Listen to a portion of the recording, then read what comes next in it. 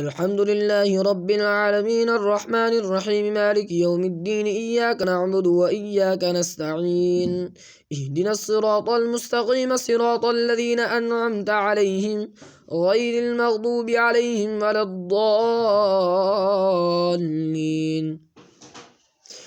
ألف لام ميم ذلك الكتاب لا ريب فيه هدى للمتقين الذين يؤمنون بالغيب ويقيمون الصلاة ومما رزقناهم ينفقون والذين يؤمنون بما أنزل إليك وما أنزل من قبلك وبالآخرة هم يوقنون أولئك على هدى من ربهم وأولئك هم المفلحون. إن الذين كفروا سواء عليهم أأنذرتهم أم لم تنذرهم لا يؤمنون ختم الله على قلوبهم وعلى سمعهم وعلى أبصارهم غشاوة ولهم عذاب عظيم.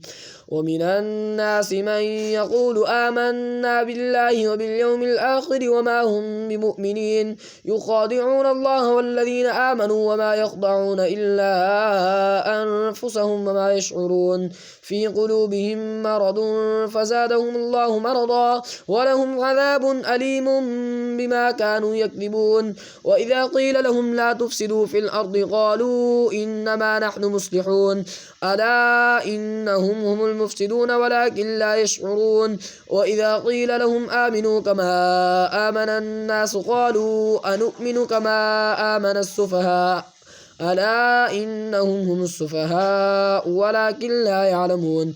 وإذا لقوا الذين آمنوا قالوا آمنا وإذا خلوا إلى شياطينهم قالوا إنا معكم إنما نحن مستهزئون.